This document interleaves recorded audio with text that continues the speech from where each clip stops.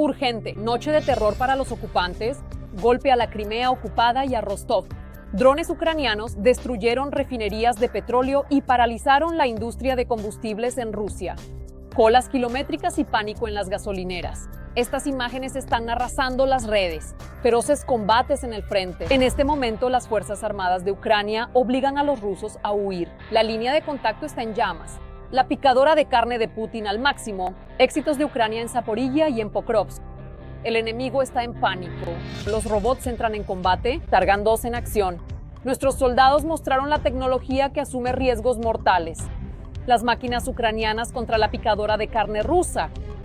Catástrofe en el ejército ruso. Los soldados se niegan a ir a la guerra, incluso por dinero. El reclutamiento en Rusia se ha detenido. El Estado Mayor ruso está en histeria. El colapso de la movilización, la epidemia y el completo fracaso de la operación militar especial. Sobre todo esto en nuestro programa Punto Infernal. Una noche de explosiones totales para los ocupantes. Ataques en Rostov y Sebastopol.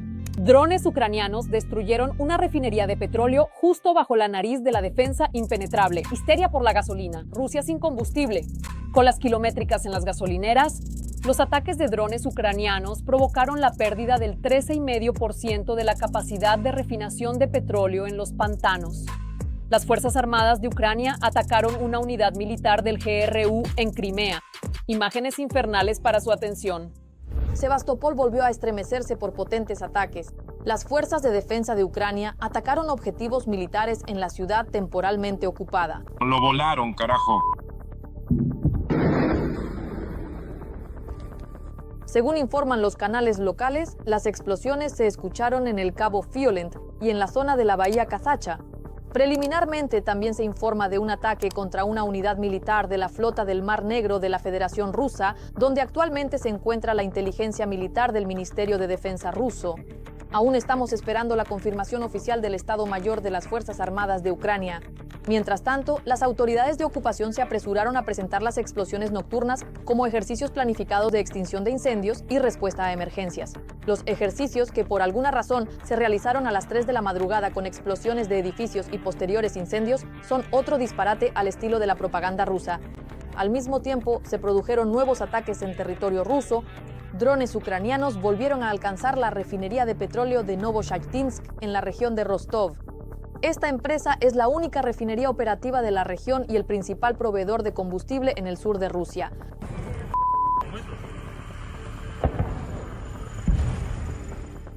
La refinería tiene una importancia estratégica. Está conectada al oleoducto principal Transneft. Cuenta con sus propios tanques de almacenamiento, una estación de tren y una flota de petroleros. Desde aquí se suministra combustible y queroseno de aviación tanto al sector civil como al ejército de ocupación. La proximidad de la refinería a la frontera ucraniana la convierte en una base de suministro conveniente, pero vulnerable para las fuerzas rusas.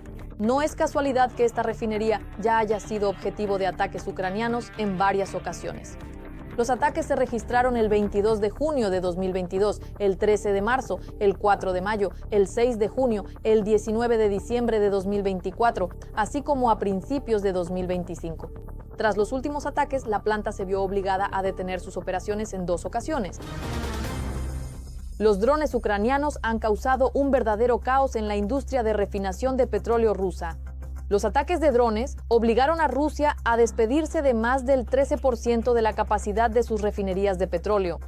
Así, el 2 de agosto, los drones impactaron en la refinería de Novokuybishevsk de la compañía Rosneft. Este gigante, que cada año procesa más de 8 millones de toneladas de petróleo, simplemente quedó paralizado. 9 días después, el 11 de agosto, se detuvo la refinería de Saratov, que también pertenece a Rosneft y procesa más de 5 millones de toneladas al año. Y el 15 de agosto llegó el verdadero apogeo. La refinería de Volgogrado, la más grande del sur de Rusia, y la refinería de Samara, que procesa 8 millones de toneladas al año, también se convirtieron en víctimas de los drones. Como resultado, Rusia perdió 44,3 millones de toneladas de capacidad anual en solo 3 semanas. Esto representa el 13,5% de su indicador total. ¿Qué consecuencias de esto ya se sienten en Rusia? Hemos recopilado información sobre esto para ustedes en el reportaje. En el krai de Primorye hay colas kilométricas en las gasolineras debido a la escasez de combustible. Así está la cola en Melnitskaya. En resumen, así está la situación en Alliance. Bueno, probablemente ya tenga 1 kilómetro de largo. Todos estos están esperando gasolina. Actualmente hay problemas con la gasolina en muchas regiones de la Federación Rusa. Anteriormente, en la Crimea anexionada surgieron problemas con la gasolina en las estaciones de servicio debido a la operación militar especial, y en Zabaikalie empezaron a vender gasolina con cupones. Las principales razones son la inflación, la alta demanda y los constantes ataques a las refinerías de petróleo. El último factor se está volviendo muy significativo. Los drones ucranianos atacan casi todas las noches las refinerías rusas. Este es un ataque a la refinería de petróleo Lukoil en la región de Volgogrado, que está entre las 10 principales de Rusia y es uno de los mayores productores de productos petrolíferos en el Distrito Federal del Sur. En la última semana, los drones ucranianos ya han atacado refinerías 3 veces. La planta ha dejado de funcionar aproximadamente hasta mediados de septiembre. Ahora vemos cómo prácticamente todos los días llegan informes de que grandes y serias refinerías de petróleo en la parte europea han resultado dañadas. El último fue la refinería de Volgogrado de Lukoil, y los drones incluso alcanzan la refinería de Ukta en Komi, también de Lukoil, y algunas plantas simplemente se han detenido. El 2 de agosto, tras los ataques de drones, la refinería de Novokuybishevsk detuvo su funcionamiento. El 11 de agosto, la refinería de Saratov dejó de recibir materia prima. El 15 de agosto se supo sobre la detención de la refinería de Volgogrado, y ese mismo día, tras un ataque de drones, la refinería de Samara dejó de recibir petróleo para su procesamiento. Los ataques de drones a las refinerías rusas, que se intensificaron en agosto y provocaron la detención de al menos 4 grandes refinerías, privaron a la economía de una séptima parte de la capacidad de refinación de petróleo más potente. De este modo, en menos de 3 semanas, los petroleros perdieron 44,3 millones de toneladas de capacidad anual de las refinerías, es decir, menos 13,5% del indicador total del país, que asciende a 328 millones de toneladas al año. Según Reuters, la reparación de algunas plantas durará al menos un mes y la refinería de Samara estará parada hasta finales de agosto. Las dificultades con las reparaciones están relacionadas con las sanciones. El equipo occidental para las refinerías de petróleo quedó sujeto a las medidas restrictivas europeas desde el primer paquete, debido a la invasión de Ucrania en febrero de 2022. Y esto provoca interrupciones. Como resultado, en 2025 Rusia volvió a enfrentarse a la escasez de gasolina. Los precios bursátiles de la gasolina AI-92 y AI-95 se dispararon desde principios de año en un 40 y 50% respectivamente y batieron récords históricos, 71.977 rublos por tonelada y 81.337 rublos por tonelada. Si Ucrania continúa atacando las refinerías de petróleo rusas, los problemas con los precios y la disponibilidad misma de la gasolina en la Federación Rusa solo se agravarán. Y las actuales colas por combustible en algunas regiones de la Federación Rusa parecerán insignificantes en comparación con los verdaderos problemas que podrían surgir, por ejemplo, ya dentro de un mes. Si los ucranianos se olvidan de la petición de Biden de no atacar todavía las terminales petroleras en el Mar Negro, por ejemplo, en Novorossiysk, en Tuapse o en el Báltico, donde Uste, Luga y Primorsk son las 2 terminales principales, y comienzan a lanzar ataques contra ellas, esto afectará muy seriamente la capacidad de Rusia para exportar petróleo. Los ataques a las refinerías rusas y la pérdida de capacidades, así como el posible aumento de los ataques, son una carta fuerte en las posibles negociaciones de Zelensky con Putin. Furia en el frente. Los drones ucranianos destrozaron la defensa rusa. Un sistema de defensa aérea S-300 fue destruido en Zaporilla. Las Fuerzas Armadas de Ucrania liberaron 6 asentamientos en dirección a Dobropil, victoria sobre Pokrovsk. En Rusia, más de 30 paracaidistas se suicidaron deliberadamente para conseguir dinero y condecoraciones. Vea todos los detalles ahora mismo. Un S-300 fue destruido por un dron en dirección a Zaporizhia. Una explosión espectacular y un sistema de defensa antiaérea ruso menos. La unidad de drones de ataque de la 27 Brigada Pecherska de la Guardia Nacional atacó un sistema de misiles antiaéreos S-300V. La potente detonación de la munición convirtió la instalación en un espectáculo de fuegos artificiales claramente visible en el video de los drones. Este complejo era un elemento clave de la defensa antiaérea enemiga. Su eliminación debilita considerablemente la capacidad de los rusos para proteger sus posiciones y equipos de los ataques ucranianos. Además, los guardias destruyeron otras 2 unidades de equipo con lanzamientos precisos. Para los ocupantes, una defensa antiaérea menos; para los nuestros, un paso más hacia la superioridad aérea. En la dirección de Dobropilia, las Fuerzas Armadas de Ucrania limpiaron 6 localidades de los ocupantes rusos. En 3 días, nuestros soldados eliminaron a 206 enemigos, hirieron a 73 y capturaron a 1 más. Además, los ocupantes perdieron 3 tanques, 3 vehículos blindados, 24 automóviles, 12 cañones y 35 drones. Más detalles sobre la situación en otros sectores del frente en el reportaje. En la dirección de Zaporilla, los drones ucranianos asestaron un fuerte golpe a la logística rusa. Entre las zonas ocupadas de Urozein y Tokmak fue volado un tren con combustible. Según informó el asesor del alcalde de Mariupol, Petro Andriushchenko, el tren descarriló y luego fue rematado con todo lo que podía volar. De hecho, la conexión ferroviaria del ejército ruso a través de la parte ocupada de la región de Zaporilla resultó estar paralizada. El ataque fue realizado por los combatientes del batallón de drones Ronin de la 65ª Brigada Mecanizada Independiente. Mientras tanto, la situación en el frente es tensa. Según Deep State, el enemigo avanzó en la zona del bosque de Seredrianske, en la región de Lugansk, y cerca del asentamiento de Olhivske, en la dirección de Zaporilla. Aprovechando las debilidades detectadas en la defensa, si antes estas áreas se consideraban relativamente estables, ahora el enemigo intenta presionar. La dirección más difícil sigue siendo la de Pokrovsk. En las últimas 24 horas, los soldados ucranianos detuvieron aquí 50 ataques de asalto en las zonas de Volodymyrivka, Mayak, Novoekonomichne, Rodinske, Horodivka, Novoukrainka y otros asentamientos. La situación sigue siendo extremadamente tensa. Es decir, el enemigo ha concentrado una cantidad muy grande de los recursos que tiene. En primer lugar, los ocupantes intentan utilizar ese recurso. Se trata de una cantidad extremadamente grande de fuerza viva, es decir, orcos desechables. Estos pueden ser ocupantes suyos con distintos niveles de preparación o, disculpen la expresión, vagabundos reunidos a toda prisa, mercenarios, delincuentes, presos, no sé, simplemente gente reunida allí sin preparación ni equipamiento. Sí, lamentablemente también se encuentran entre ellos unidades de fuerzas especiales altamente preparadas y entrenadas. Además, hay pilotos bastante profesionales, artilleros bastante capacitados. Además de la infantería para el desgaste, los rusos utilizan activamente diferentes tipos de drones, intentando golpear la retaguardia a una profundidad de hasta 30 kilómetros. De hecho, ya no existe tal concepto como la línea del frente. Simplemente existe una zona de actividad, una zona de contacto y los drones enemigos de todo tipo, como los drones FPV o algunas alas de ataque, pueden volar a 5, 10, 15, 20, incluso 30 kilómetros. Es decir, se dan diferentes situaciones. El enemigo realmente utiliza diferentes tácticas, pero en algunas cosas tiene éxito y en otras no. Pero en la mayoría de los casos, estos intentos de asalto por parte del enemigo son infructuosos. Los combates intensos continúan también en otras direcciones. En las zonas de Novopalivka y Limán, en el transcurso del día se produjeron 61 enfrentamientos.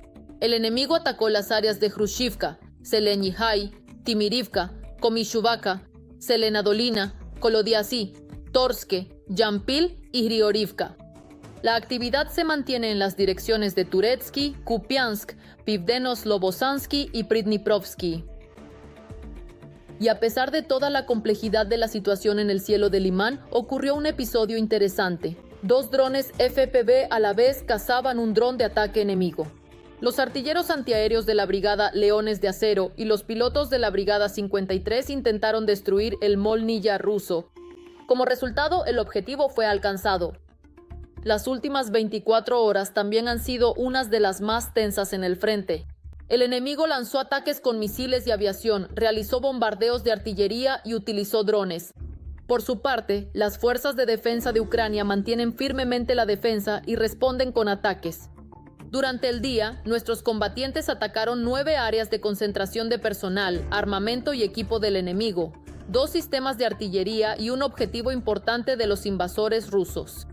El Estado Mayor aún no revela detalles y deja claro a los rusos: cualquier intento de ofensiva será destruido. Cada asalto, cada dron y cada vehículo enemigo están bajo fuego. Más de 30 militares de la Brigada de Asalto Aéreo de Élite número 83 del ejército ruso se dispararon intencionadamente a sí mismos para recibir dinero y huir del frente. La principal Dirección de Investigación Militar de Rusia ha concluido la investigación del caso sobre heridas de combate simuladas.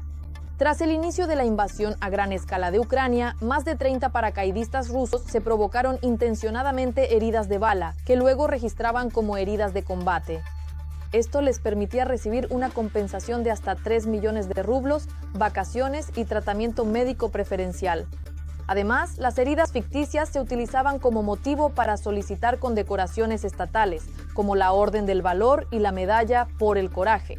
En el caso están implicados altos oficiales, el coronel de la Guardia Artem Gorodilov y su subordinado, el teniente coronel Konstantin Frolov. Prácticamente todos los ocupantes que intentaron afianzarse en la dirección de Pokrovsk fueron eliminados por las Fuerzas Armadas de Ucrania. Así lo declaró el presidente de Ucrania, Volodymyr Zelensky, durante una reunión con periodistas.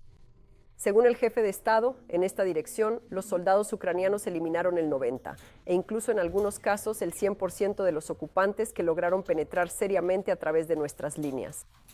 En otros sectores, la situación por ahora permanece sin cambios. Sin embargo, el presidente aseguró que está bajo control.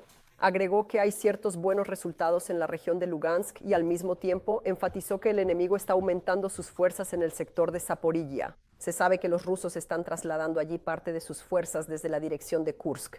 Asimismo, los defensores ucranianos están llevando a cabo medidas contra sabotaje en la parte norte de Kupiansk, donde se detectaron grupos de sabotaje.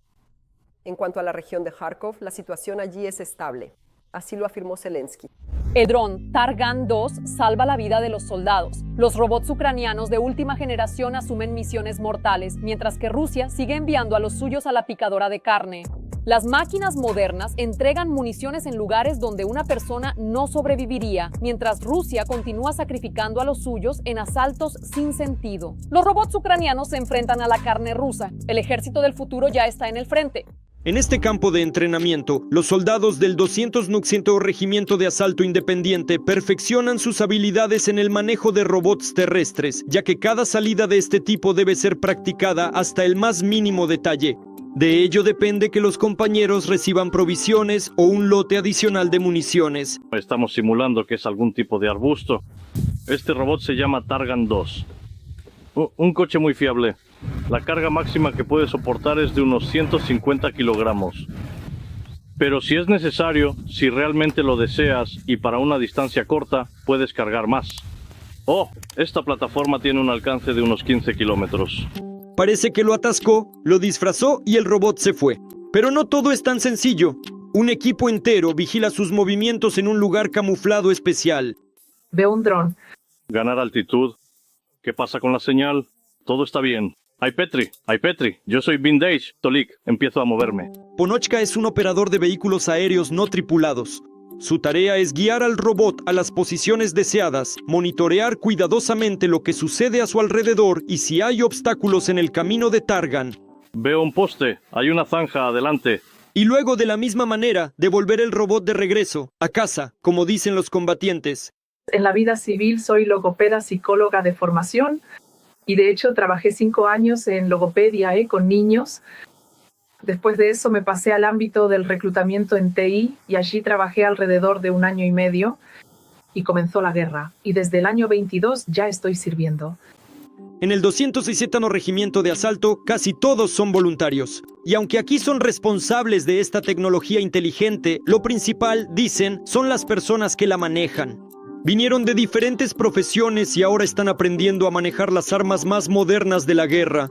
Funciones tan primitivas como llevar o sacar algo, de una posición, deberían hacerlas los robots, no las personas. Y entonces, nuestro limitado recurso humano disponible se puede dirigir a tareas más complejas y responsables, y no simplemente a transportar algo pesado. Filin es responsable del propio robot y de su manejo. En la vida civil trabajaba como constructor en el extranjero. Regresó para unirse al ejército y defender la patria. Rodea la trinchera del León por la izquierda. Mi función consiste en entregar la carga, guiar al robot para que llegue al punto de descarga sin obstáculos, Y por supuesto, que regrese de vuelta. Y Miguel, el comandante de la tripulación, antes trabajaba en el ámbito de la logística y la automatización. Ahora su experiencia ayuda a organizar misiones de combate. En esta misión, mi tarea fue organizar el despliegue de la posición, configurar el proceso, es decir, establecer la comunicación, preparar el puesto de trabajo y controlar a la tripulación, así como planificar la misión. Vamos, ¿se fue? Alto. La descarga está hecha. Cierra la compuerta. Después de cada misión, el equipo se reúne para discutir. Realizaremos un análisis posterior a la acción. Escucharemos a cada uno por separado, para saber qué le faltó a cada quien, de modo que durante el uso real en combate podamos evitar esas, ciertas deficiencias y errores que tal vez ocurrieron hoy. A las espaldas del 225 Regimiento de Asalto hay misiones de combate en la región de Kursk, Rusia, en Sumy, Donetsk y ahora en Zaporizhia. Every voice matters. Join our community, support independent journalism and help us bring you the truth from Ukraine. Become a member of Ukraine Today. Join us now. Epidemia y rechazo a la guerra. El ejército ruso está al borde del colapso. El ritmo de reclutamiento de contratistas en Rusia ha caído a su nivel más bajo en 2 años. Solo 38,000 en 3 meses. Una epidemia masiva entre los soldados y la total desmoralización están convirtiendo al ejército ruso en una fuerza incapaz de combatir. El dinero ya no salva al Kremlin de la catástrofe. Más detalles a continuación en el reportaje. Los rusos no quieren firmar contratos con el ejército ocupante. En el segundo trimestre de 2025, la cantidad de personas que firmaron contratos con el Ministerio de Defensa ruso fue la más baja de los últimos 2 años. Ha cambiado significativamente la propia estructura política, la mitología política para los propios ciudadanos rusos, y esto ha tenido un impacto profundo en su percepción del mundo y de su lugar en él. Pero esto es absolutamente lógico, porque durante varias décadas a los rusos se les inculcó que toda su vida estaba orientada a oponerse a Occidente decadente y ante todo a los Estados Unidos de América, que toda la construcción geopolítica del régimen de Putin se basaba en la confrontación con los Estados Unidos de América. Y aquí Putin vuela encantado a Estados Unidos, se reúne con el presidente Trump, se anuncia que tienen mucho de qué hablar, incluyendo el Ártico, posiblemente las tierras raras, cuestiones de disuasión nuclear y así sucesivamente. Y literalmente ante los ojos de, como los llama Putin, los rusos de a pie, la propaganda rusa cambia su rumbo 180 grados. La publicación rusa Noticias Importantes escribe que la cantidad de contratistas en comparación con esta época del año pasado se ha reducido 2,5 veces. No solo van a luchar y morir en Ucrania por, digamos, los pagos de los contratos. Sus esposas y madres se alegran cuando reciben las indemnizaciones por fallecimiento. Bueno, todos hemos visto eso en los videos cuando una madre, por ejemplo, se alegraba de antemano. Son escenas realmente horribles. Eso es. Pero al mismo tiempo la gente va a luchar también porque así los ha alimentado y creado la propaganda. A pesar de la disminución en la cantidad de contratos firmados, el Kremlin sigue mintiendo sobre el ritmo real de reposición del ejército ruso.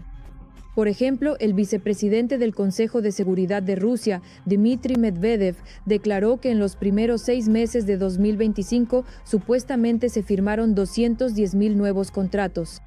Esta cifra es 1,6 veces mayor que los indicadores que se desprenden de los datos sobre el gasto del presupuesto ruso que analizaron los periodistas. Cabe señalar que aproximadamente una cuarta parte, pero de nuevo, así lo informa el SVR, es lo que en Rusia llaman el llamado contingente especial, es decir, del número total de contratistas. ¿Quiénes lo integran? Son personas condenadas, es decir, individuos que, por ejemplo, están formalmente acusadas y han llegado a un acuerdo legal con la fiscalía para resolver su situación. Y en este concepto de contingente especial, los rusos también incluyen la movilización forzada de ciudadanos de otros países bajo diferentes pretextos y con distintas motivaciones. A algunos, primero les prometen trabajo en empresas militares con un gran contrato, a otros, por ejemplo, en algunos países de Asia Central, les prometen mucho dinero y la gente cae en eso, por así decirlo, y además les prometen la ciudadanía rusa, a algunos les prometen vivienda. A pesar de la caída del espíritu de movilización, a los rusos todavía les resulta difícil compensar las pérdidas en el frente, pero lo logran. A Putin en realidad le da igual a quién enviar a la caldera de la guerra para alcanzar sus objetivos y ambiciones políticas, ya sean, como él los llama, simples rusos o simplemente algunos trabajadores migrantes o personas a las que simplemente engañarán para obligarlas a ponerse el uniforme y enviarlas a asaltar algún bosque cerca de Pokrovsk. Antes, la Federación Rusa tenía la posibilidad de mantener un saldo positivo tanto gracias a los contratistas rusos como al llamado contingente especial, que representaba hasta 1/3 de todos los nuevos reclutas.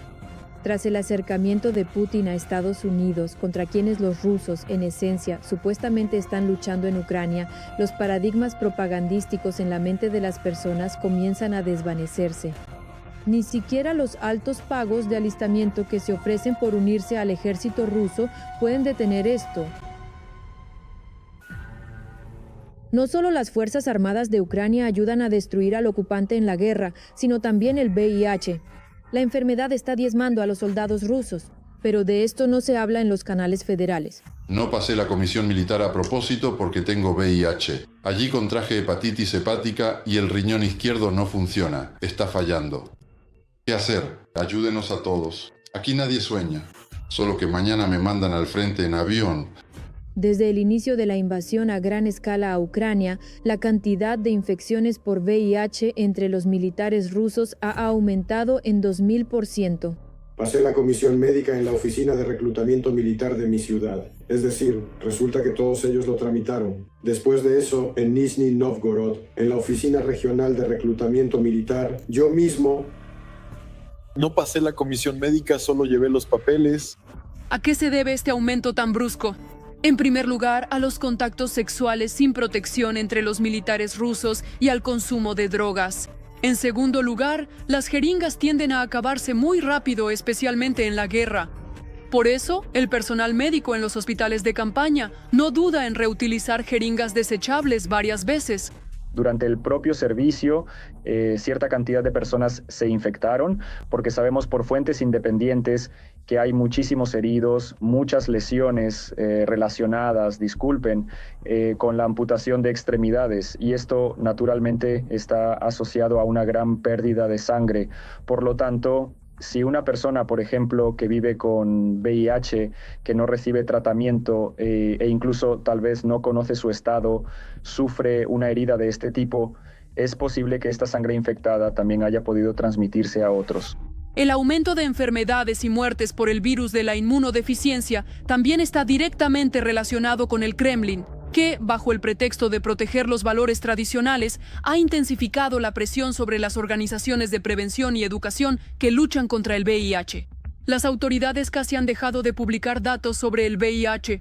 Al mismo tiempo, el ejército ruso, que se encuentra en condiciones de aislamiento prolongado y falta de atención médica, se ha vuelto especialmente vulnerable.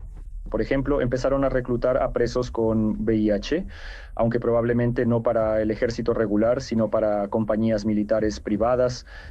Además, después de que se anunciara la movilización parcial y de que comenzaran a pagar sumas tan enormes por firmar un contrato, algunas personas con VIH se alistaron en el servicio militar. Decidieron ocultar su estado serológico respecto al VIH. A pesar de las declaraciones de que no envían a personas VIH positivas a la guerra contra Ucrania, en realidad en el frente hay al menos cientos de contratistas, movilizados y voluntarios con este diagnóstico. A pesar del diagnóstico y del dictamen de la comisión médica sobre su aptitud limitada, el militar fue transferido a un batallón de infantería motorizada y más tarde a posiciones de combate. A los reclutas con VIH no se les permite ingresar al ejército. Esta enfermedad es categoría D, lo que significa exención total del servicio. Sí, en efecto, pudo haber casos en los que a una persona en cierta etapa de la infección por VIH se le permitiera permanecer en el ejército si el diagnóstico se realizaba ya durante el servicio. Pero aún así, a una persona con VIH no se le permitía ingresar al ejército, y aquí también había un control estricto en la entrada, cuando era obligatorio presentar certificados sobre el VIH, la presencia de infección por VIH, hepatitis virales y tuberculosis. Todas estas enfermedades servían como motivo de exención. Y de nuevo, después de que comenzó la llamada Operación Militar Especial y después de que fue necesario llenar el ejército con nuevas personas, digamos, para reemplazar a los que se iban, por supuesto, empezaron a mirar esto con menos rigor.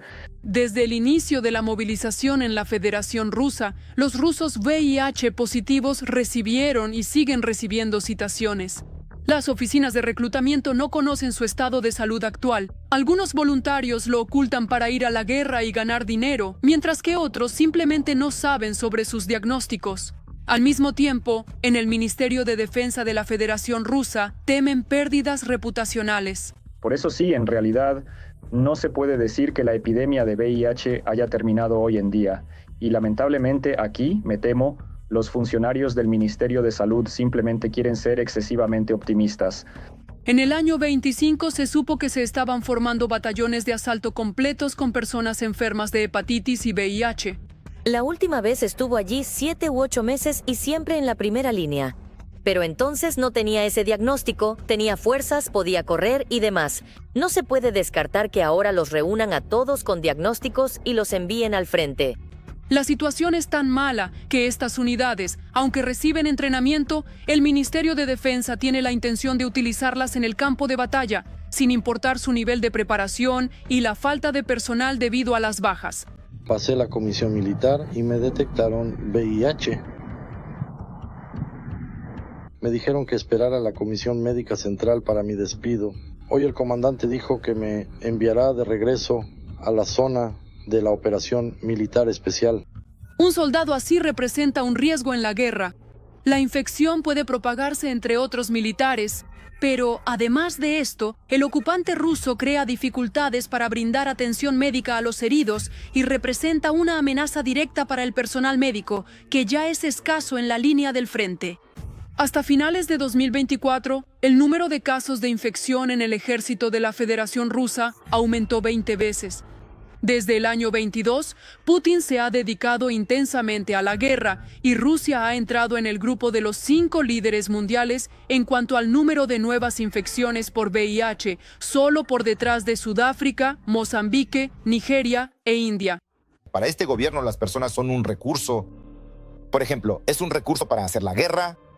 Por eso, por un lado, se necesitan personas sanas y fuertes, en un sentido casi fascista, se podría decir, pero por otro lado, tampoco sabemos cuántas personas con VIH han sido enviadas a la zona de combate. En general no hay ninguna estadística al respecto. ¿Con qué frecuencia se inyectan allí diariamente y cuántos de esos héroes volverán a casa para tener hijos?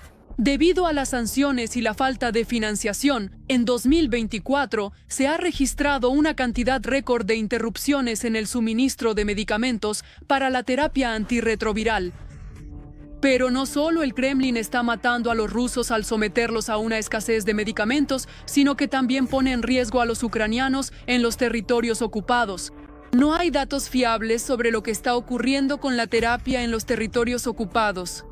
Ya en el año 22, la ONU informaba que en estos territorios se habían cerrado los puntos de terapia antirretroviral. Gracias a esta actitud del Kremlin hacia las enfermedades graves, las consecuencias demográficas y económicas del brote se sentirán durante décadas y pueden resultar incluso más devastadoras que las consecuencias de la invasión a Ucrania. En Rusia las citaciones se emiten en línea. No piensen que esto es una historia sobre el desarrollo del país ocupante, porque en algunas aldeas rusas no es que no hayan oído hablar de Internet, es que probablemente ni siquiera conocen el agua corriente. Putin teme anunciar una movilización general porque eso podría ser una de las pocas o tal vez la única razón que podría hacer que la gente salga a las calles.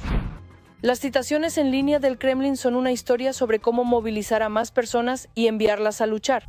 La emisión de citaciones electrónicas es una historia sobre cómo reducir las posibilidades de impugnar judicialmente la convocatoria o la movilización, porque antes era necesario entregar la citación en mano y si el recluta no recibía dicha citación se podía impugnar la legalidad de esa convocatoria. Pero ahora basta con enviarla a los servicios estatales. y eso automáticamente significará que la citación ha sido entregada. Se envían invitaciones al ejército ocupante independientemente de si el recluta está registrado en el sistema de servicios estatales o no. En esencia, esto último ya es un problema del propio recluta. Las citaciones electrónicas llegan a través de los servicios estatales. Por lo tanto, si una persona no tiene una cuenta en los servicios estatales, igual debe recibir la citación electrónica. En consecuencia, realmente no hay muchos datos sobre cuántas personas con obligación militar han creado tales cuentas. Pero al parecer, este método resulta sumamente útil para las oficinas de reclutamiento militar. Según la ley, la citación electrónica se considera entregada 7 días después de su publicación en el registro y al destinatario se le bloquea automáticamente la salida fuera de Rusia. En caso de no presentarse en la oficina de reclutamiento en la fecha indicada, después de 20 días naturales, se aplican restricciones adicionales al recluta. Se le prohíbe obtener pasaporte extranjero, realizar transacciones inmobiliarias, solicitar créditos y registrarse como trabajador autónomo. Además, al evasor se le puede imponer una multa administrativa de entre 10 y 30.000 rublos. Últimamente, la legislación se ha ido endureciendo sistemáticamente en esta dirección. Como sabemos, el reclutamiento ya se ha vuelto continuo y así sucesivamente. Es decir, como entendemos, la cantidad de carne de cañón de Putin está disminuyendo, por lo que se están aplicando métodos cada vez más nuevos para evitar que la gente escape de ir al frente. En verano, los rusos empezaron a recibir en masa notificaciones a través de los servicios estatales sobre su inclusión en el registro militar con citaciones electrónicas. En el envío masivo a los reservistas, se les proponía pasar la autorización y obtener un extracto con sus datos. Esto se relaciona con la posible preparación de la base de reclutas antes del reclutamiento de otoño. El Kremlin se desentiende de todas las formas posibles de que está utilizando a los reclutas. En realidad no envían a tantos reclutas, pero el problema es que existen muchas formas de obligar a un recluta a firmar un contrato, tras lo cual se convierte en contratista y puede ser enviado a la guerra. Porque el ejército ruso, si se diferencia del soviético, es más bien para peor, ya que la persona que termina allí prácticamente no tiene ningún derecho. Putin ordenó crear un registro digital único de personas sujetas al servicio militar en Rusia, ya en el primer año de la llamada Operación Militar Especial. Ya en abril de 2023, las citaciones electrónicas se equipararon a las de papel y se impusieron restricciones contra los ciudadanos que evadían la movilización. Precisamente con esto se relaciona la salida masiva de rusos al extranjero, que según diversas estimaciones asciende hasta 1 millón de personas. Eso es todo de mi parte por hoy. Con ustedes estuvo yo, Victoria Panchenko. Más noticias infernales del frente en nuestra próxima emisión. Y por ahora, no olviden suscribirse y dejar sus me gusta. Nos vemos